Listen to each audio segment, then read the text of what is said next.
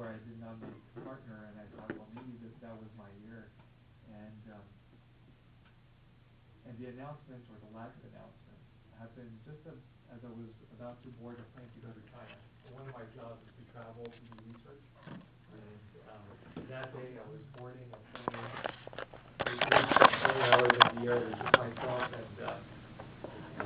and the good thing is a couple glasses of scotch.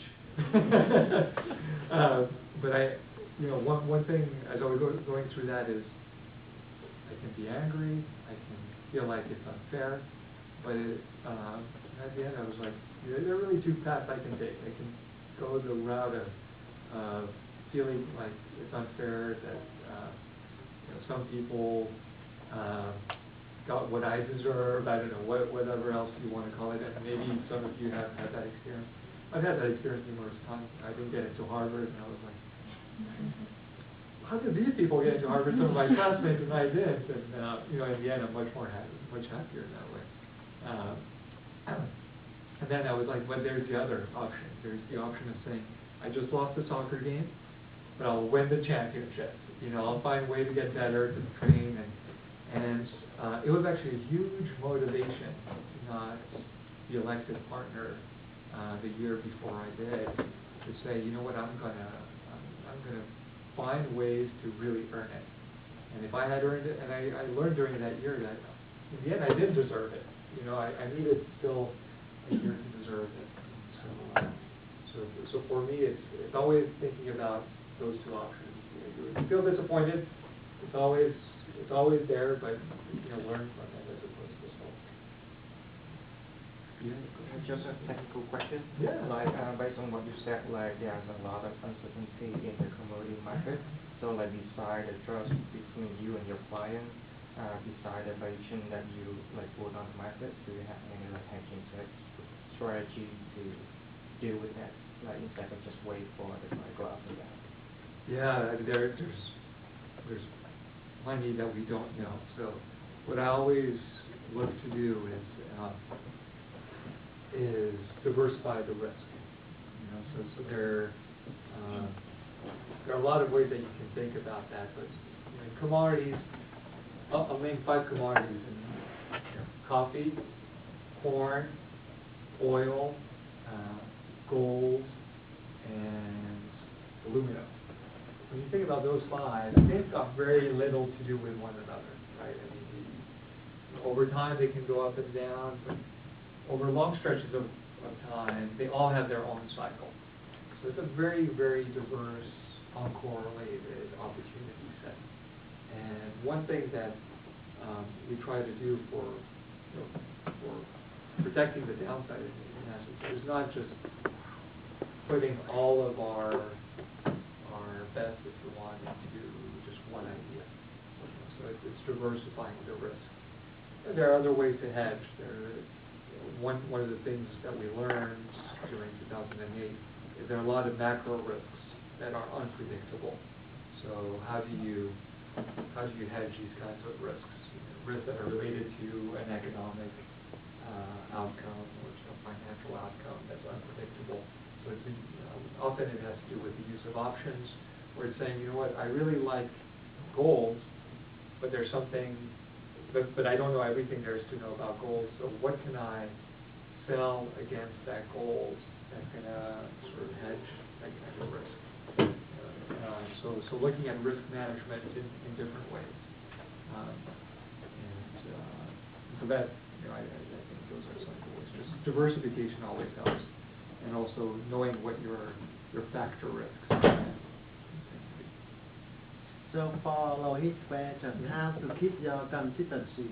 Because you talk about the fearful. So sometimes that's fine, right? Yeah. You lose.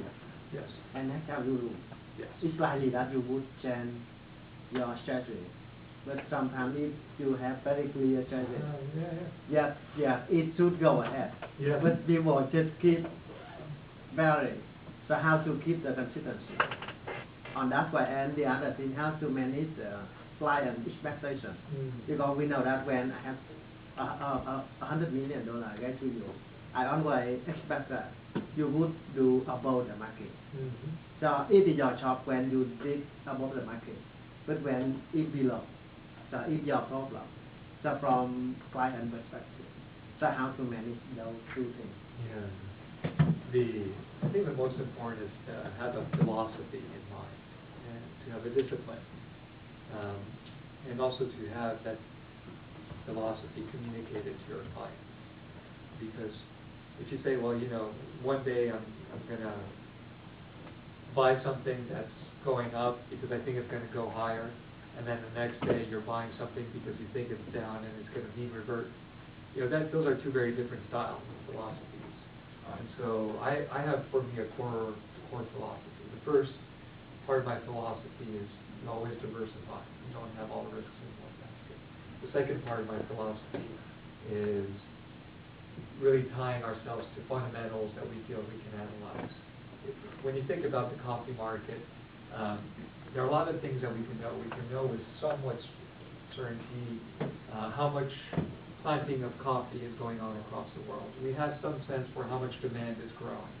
There are a lot of things that we don't know. We don't know what the weather will be in Brazil, in Colombia, in Indonesia, in Vietnam. We don't know if there will be natural disasters that will wipe out part of the crop. And so for me, it's focusing on those fundamentals that we can analyze, and then using the volatility that's associated with weather to take advantage of prices that are extremes. So most of the time when we feel a lot of conviction in taking a position in a commodity, it's because it's at an extreme pricing. And then the third is just to keep it very simple, keep the philosophy simple, so that clients can understand it, and there are no surprises. So keeping the portfolio management simple, keeping the guidelines simple. So as long as these three are well communicated to our clients, I think that they have patience in years where we're not doing well. If they feel like well, we've been underperforming because we haven't been sticking to our philosophy, that's actually the biggest recipe for losing that business. But if in the first place they believe in your philosophy and you're sticking to it, I think that buys you time. So you mentioned early on that you guys offer on both investment funds and bonds. So I was just wondering, one of the reasons you chose not to get the offer from JP Morgan for 1 hour and work on my phone. But I was just thinking, people working on the buy side would have persons ever with market zones open somewhere else. Yeah. So do you think that people on the sell side we are lucky enough to get in a position where the good deal flow, you will have less pressure while doing the job and I think there's some of that, right? But I think if you're young and you're on the investment banking side, there's a lot expected out of you in terms of hours, being ready to come into work at any time of the day. So it's very project oriented, as you said. The deal flow is there, projects are coming in, but it feels good. But you have to be willing to drop anything at any time to go into those projects. On the buy side, it's true the markets are always open, but I think there is an expectation that you need to be able to balance the time that you're at work and really focusing on the portfolios and doing the research and coming up with value-added ideas with finding some time to relax and to take a break. So, I feel right now speaking with you guys, there's no reason for me to go and look at my BlackBerry because I look at what the market is doing because I'm not going to be able to do anything about it. I can't put any trades right now into the portfolio, and from my perspective, will hopefully allow us to have a long career is the ability to think long term. I don't believe that we can catch every move in every commodity. Very, very far from that. So it's stressful, but it's manageable, and it's something that we enjoy. We're always doing. I'm certainly glad that I did this. Did you have a question?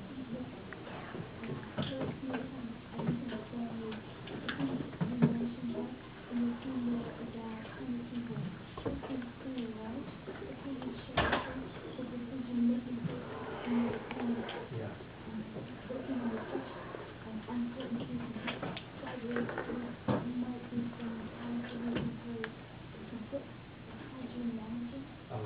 Very good. Those are all really good questions. The team that we have, ultimately, I'm responsible for the decision that goes into the portfolio. But if there's one thing that I've learned is, by looking at about 50 commodities, I will never know as much as the analysts on the team who are really experts on the oil market, on the coal market. So for me, it's again going back to philosophy and process. And when they have a recommendation to buy a commodity or sell a commodity, we're doing it and then it's our process. The people on the team, the people who are in a similar position as I, they know so much about each of the commodities. I mean, they are talking with producers, with consumers, with people who transport the commodity, people who trade the commodity. And they're talking to people who have a clue about the weather. They're trying really to build the whole picture. We often call it at Wellington the mosaic. You can't just look at production. You can't just look at consumption. You need to really think about the entire value chain. I remember someone talked about they're doing a specialty in supply chain management, right? So you want to know really across the whole supply chain what's going on, and you want to think about these markets in a global way. And I'm very far from having the capacity to do all of that. And I believe my role is more, take the ideas and find ways to implement them in the best possible way. Again, going back to the three things I talked about, there's managing the portfolio, there's doing the research, and there's the communication aspect. The research side, I think it's best if the people that are not me on the team do that.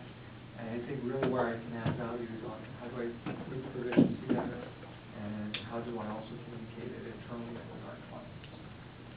And also how do we take advantage of all the movement in the market. So how do we adjust our position over time? How do we manage it?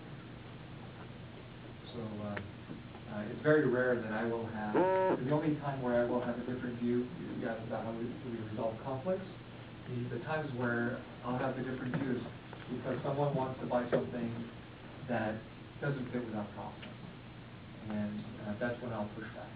Or if I feel like, you know what, you want to buy it, but the market already seems to be embracing this commodity. It's already positioned for the commodity to go higher. So why should we buy it with everyone else? So we have more of a comparative approach.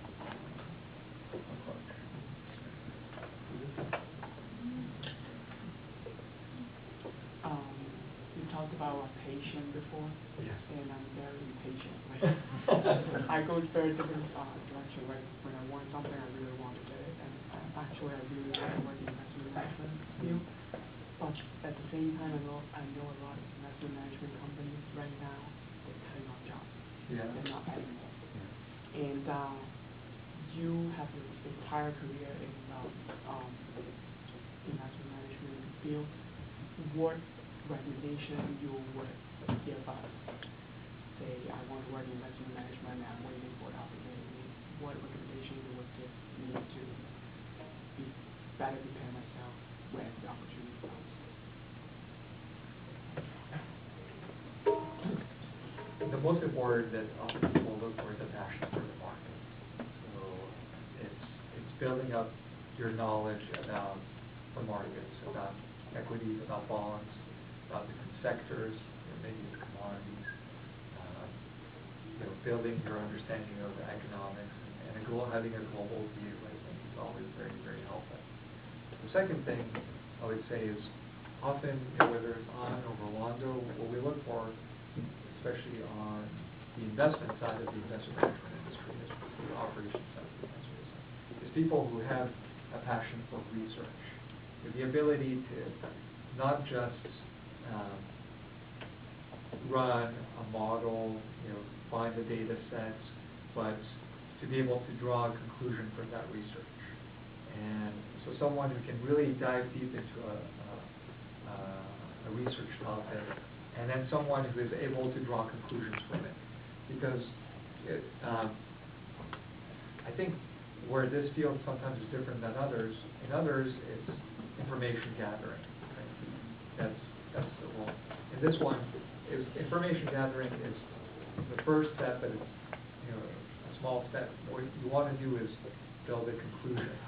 So we want to find people who really have the ability to have a critical thinking and a critical eye on the research that they're doing. I think that's also very important. The third is, I would say, it's extremely hard to have an investment role in an investment management company straight out of college. I didn't have one. I didn't have one either. Rolando didn't have one. So it's finding, what are the openings within the investment management companies that allow you to get the foot in the door, and then gain that trust from your colleagues, whether it's on the operations side, the client service side, it could be the legal side, it could be anything, right? But not necessarily say, I want to be a portfolio manager in 5 years, or I want to be a research analyst in 5 years. Things typically take a lot longer in this industry because you need to acquire that experience to be able to master that kind of a role. So again, that goes back to your earlier comment about patience. I think it's having that passion for the market, showing that you can do research, and then also being open-minded about where you start with an investment management company. You guys say anything different? Yeah, and I mean, the other thing is that if my story was a little bit switched because I actually started on the research side as an intern, and this was during 08, when I didn't get the opportunity to come back, I thought my world had ended. Like I was never going to go back to the investment management industry, and I couldn't go back in, right? But I mean, the truth is that there's a lot of great functions in these businesses, maybe not just exclusively to the investment management industry, where maybe you think you know exactly what you want, but when you come in, you find that this other role can be just as fulfilling, if not more, or better fit for you. So I would say, like, be flexible, and if you know that your passion is research and you can get yourself in the door somehow, like, to make sure that you're finding a firm that will allow you to move around or be open-minded about you being able to progress into the path that you want to take.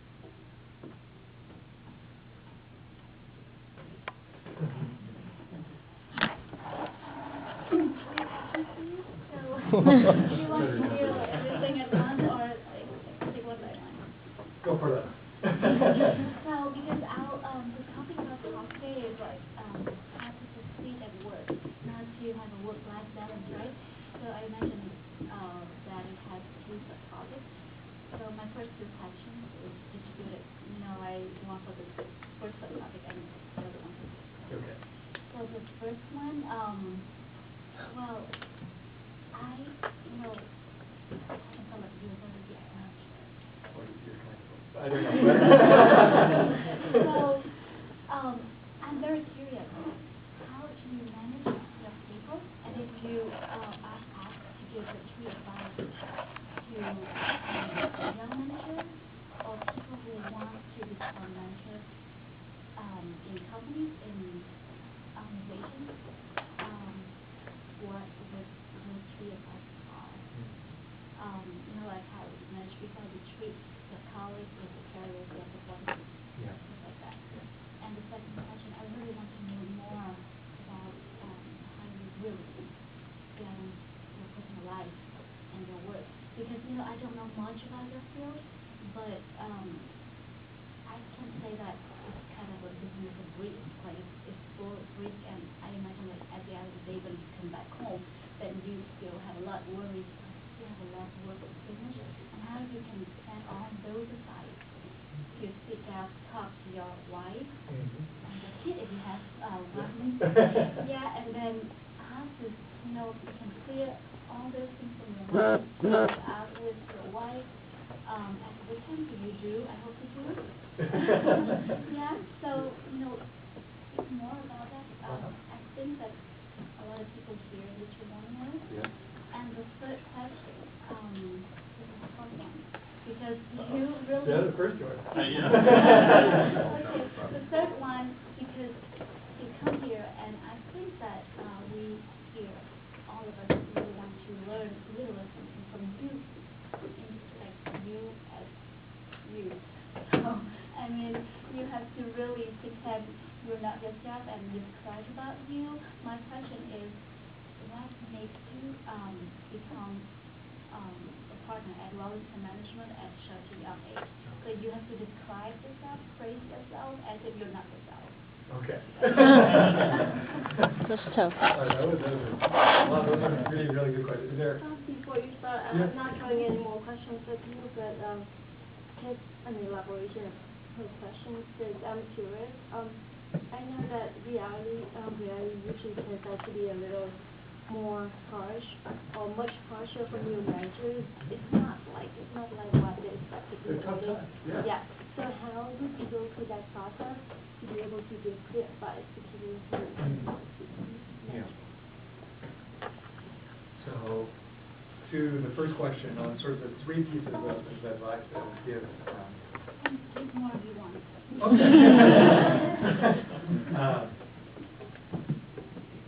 The first one is,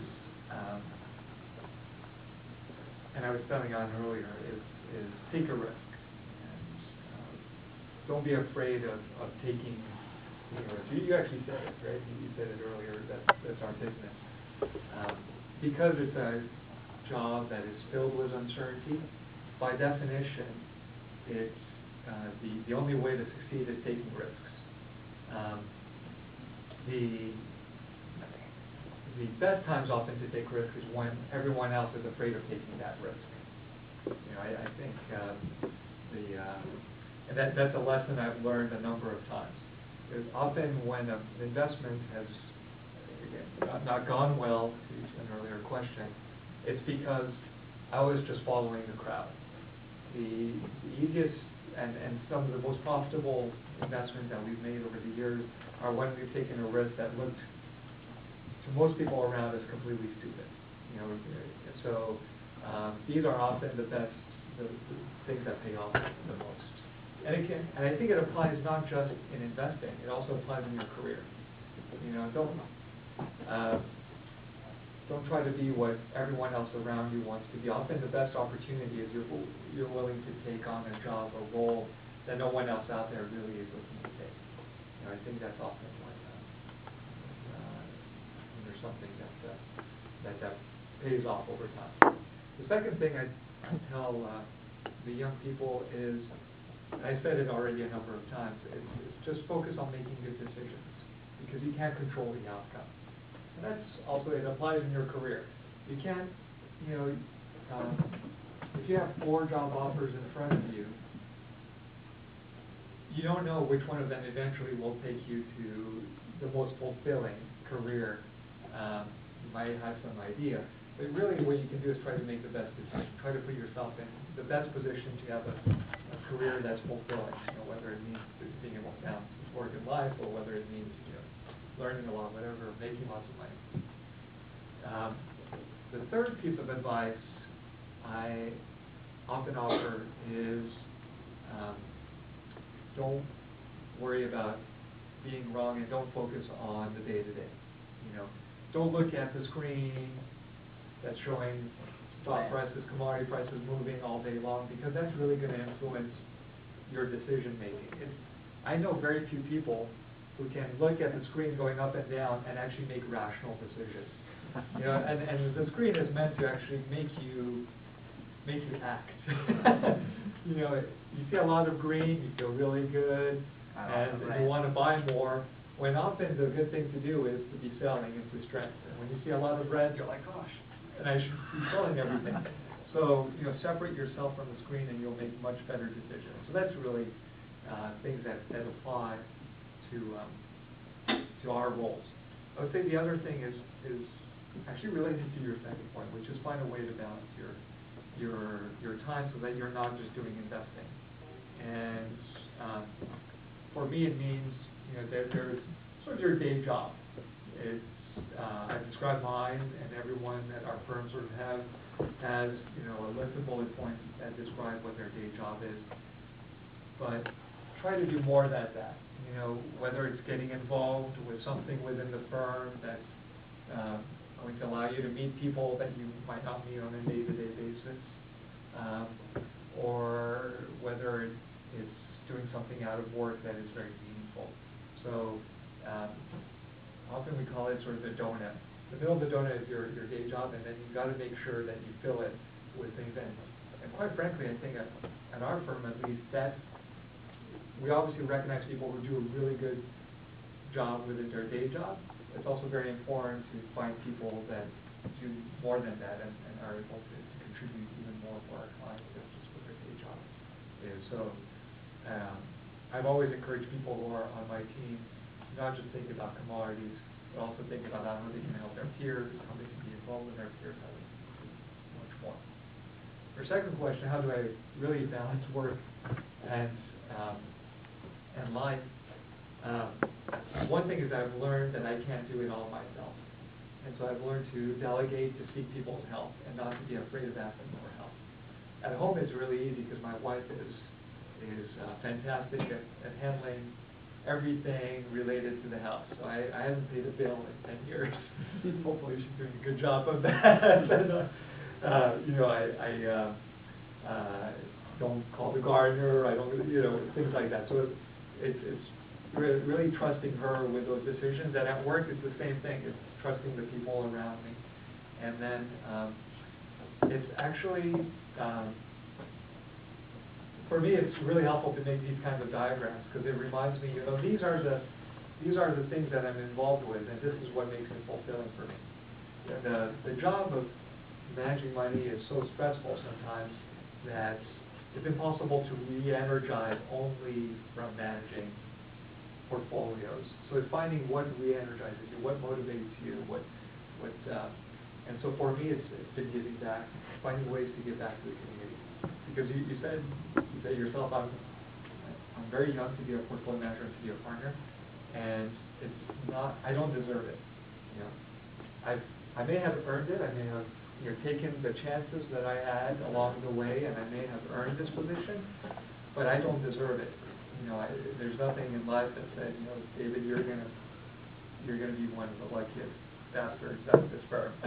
So, which is true. So it's finding ways to be able to give back to the community,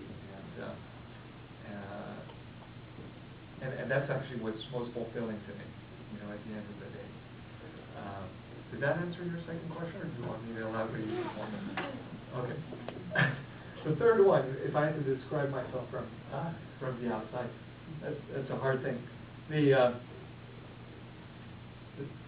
thing I think, well, one is building a good book of business and gaining the trust of our clients. If the fact that it's a large book of business, that obviously gets me on the map for partner.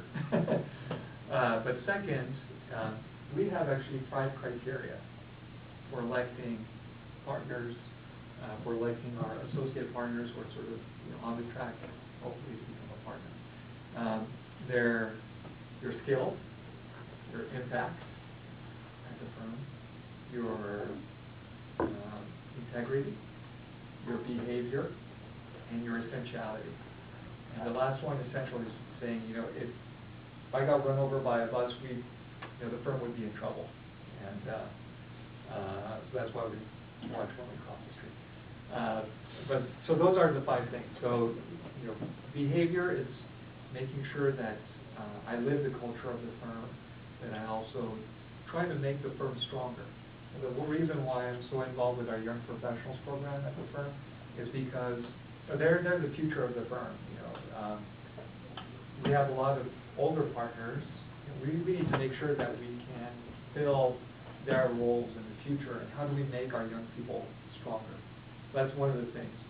On the skill side, it's always wanting to learn more, learning from mistakes, learning from things that have gone well. The impact is the side of the book of business that I run, and also the impact that I'm having on people around me, making sure it's a positive impact.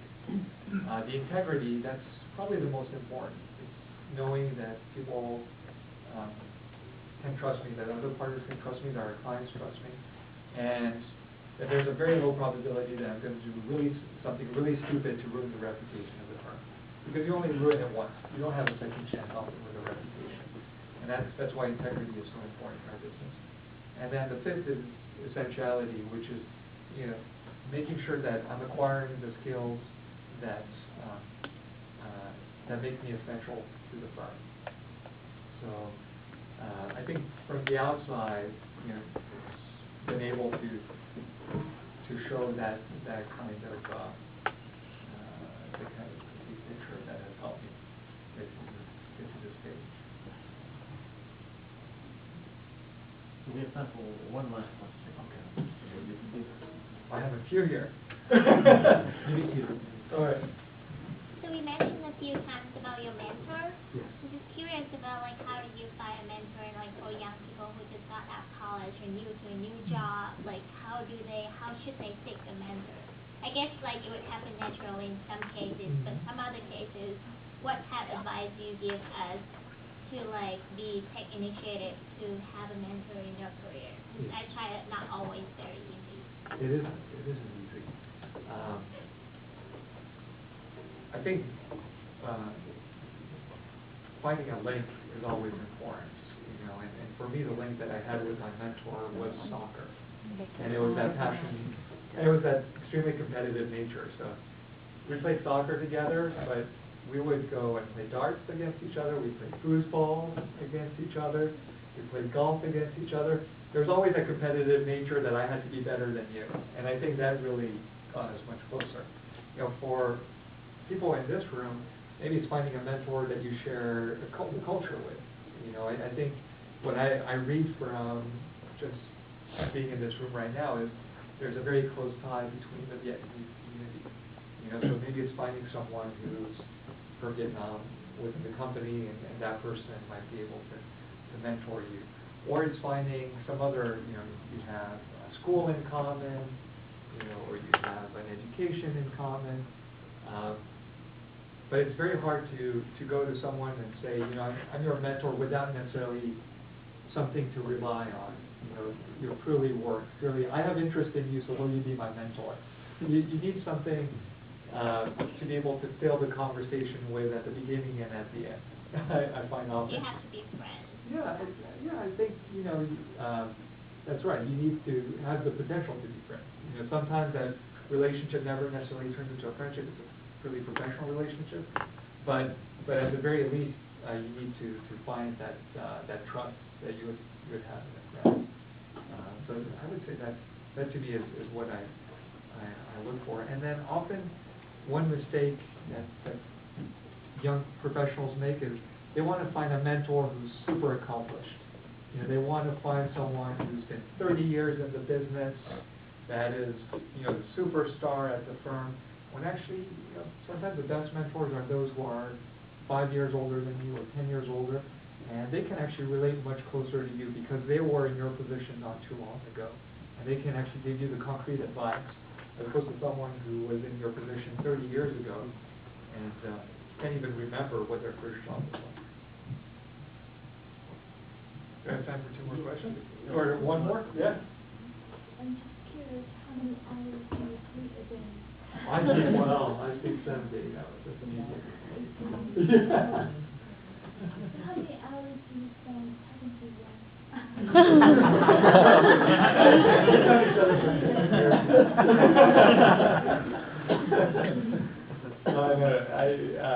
joking aside, I guess,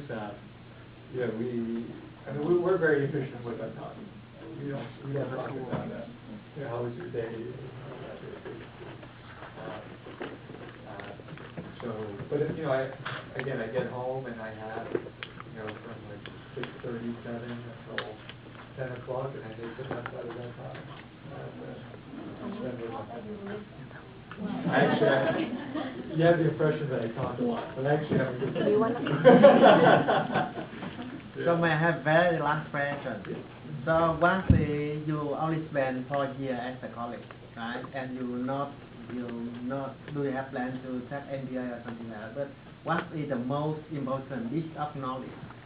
Piece of knowledge. Yes, piece of knowledge you have been in the college, because we know that we spend a lot of time on classes each unit for the whole of our life in college. But what is the most important? Yes, set of knowledge you have taken from school to your career. Or none of them. Soccer? I'm sorry? Maybe soccer skill? Yes, there you go. I think it has nothing to do with what I learned from a theoretical point of view. It's all about project management, about statistics is probably easy, but I guess that's somewhat theoretical, that's content. But it's not theory of macroeconomics or anything like that. That once entering the real life, it feels like nothing really works the same way as they tell you it does in school. So I would say a lot of it has been around project management and about interaction with others. Just how do you behave on a team? How do you work on a project together? Because most of these businesses, you're not in a lab doing a project really on your own. Many of these businesses you have to work on a team and collaborate. So if you're someone who's really just used to operating on your own, that can work. But I look back and the best thing I got out of college. Nothing. There were 2 things. One is I met my wife there. Yeah. I always did that first. Yeah. Because I'm smart. I don't want to go to happy wife. And then the second is I got my job out of college. And, those are the 2 things that to me were most important. So I hope that many of you are as fortunate as I am. Encountering those people, so one of those. It was a pleasure. Thank you for the question, for having me.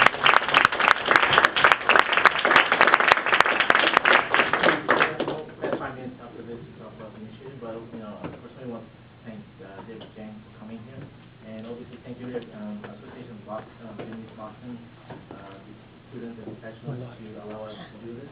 At the same time, thank you from the members of the campus, Hank, for having, and we actually have a gift for you. Because you're a big fan of soccer. Wow! Having a that is very good. I will wear a top. Yeah. When does the Vietnamese team play next?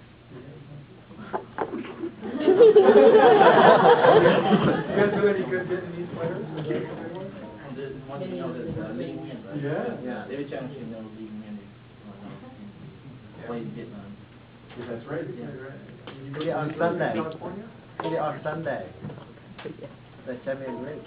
Yeah. Yeah. No. Is it Saturday or is it Sunday? Saturday. Yeah. Oh, he knows more than you. Well, thank you very much for this. And, I wish all of you lots of luck. And if you ever have any follow-up questions or just ask Tom or Thank you.